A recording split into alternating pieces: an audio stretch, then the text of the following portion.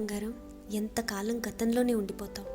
గతం తాలూకు ఆలోచనలు, మనుషులు, పరిస్థితులు, ఊరు, వాటన్నిటిని నీ మనసులోనే పెట్టుకుని ఈ ప్రస్తుతాన్ని, ప్రజెంట్ని అలా లేదు, ఆ రోజులా లేదు, లేకపోతే ఆ గతంలా లేదు, అందంగా లేదు, ఆ మంచి రోజులు లేవని ఎన్నాళ్ళు అదే గతాన్ని ఆలోచిస్తూ నీ ఈ రోజుని పాడు చేసుకుంటున్నావు చెప్పు. అవును, నీ గతం చాలా చాలా అందమైనది. అక్కడ మనుషులు, పరిస్థితులు, నువ్వు, నీ మనస్సు, నీ మైండ్ అన్నీ నీకు కలిసి వచ్చాయి. కానీ ఈరోజు కలిసి రావట్లేదు అనిపిస్తోంది.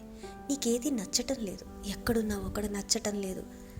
ఎక్కడున్నావో అక్కడ సంతోషంగా నిండుగా లేదు. ఏదో ఒక సమస్య కనిపిస్తుంటుంది. ఏదో ఒక కష్టం అంటావు. బయట పరిస్థితులు అన్నీ బాగున్నాయి అనిపిస్తే నీ మనసే నిన్ను ఇబ్బంది పెడుతూ ఉంటుంది. నాకు కనిపిస్తోంది బంగారు, నాకు కనిపిస్తోంది.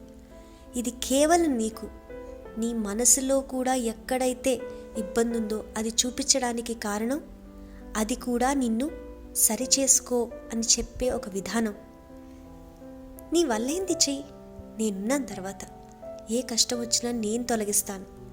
నీ మనసులో ఏం నడుస్తుందో నువ్వు చెప్పకుండానే నాకు తెలుసు. నీ ప్రతి కష్టం నాకు తెలుసు. నేనుండగా నువ్వు ఏ భయమూ పడక్కర్లేదు. సాక్షాత్తు నేనే నీతో ఉండగా ఏ విషయంలో భయపడాలి చెప్పు. గతాన్ని వదులు. రాబోయే భవిష్యత్తుని ఆనందంగా, సంతోషంగా స్వీకరించు. కానీ దానికి ముందు ఈ క్షణంలో, ఈ రోజులో ఆనందంగా బతికితేనే నీ భవిష్యత్తు దానంతటా అదే అందంగా ఉంటుంది. ఎందుకంటే ఈ రోజులో నీ మనస్తత్వం, నీ ఆలోచన తీరు, నీ భావాలు, నువ్వు చేసే పని, ఇవన్నీ అందంగా ఉన్న రోజే నీ భవిష్యత్తులో కూడా ఇదే అందం నీకు కనిపిస్తుంది.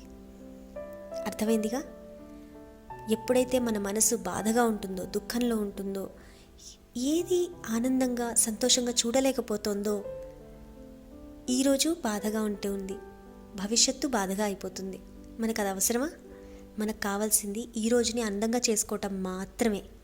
ఇక గతం కానీ భవిష్యత్తు కానీ మన చేతిలో లేదు కదా, భగవంతుడి చేతిలో ఉంది. గతం అయిపోయింది, భవిష్యత్తు బాబా చేతిలో ఉంది, నీ బాబా చేతిలో. ఇక భయం ఎందుకు?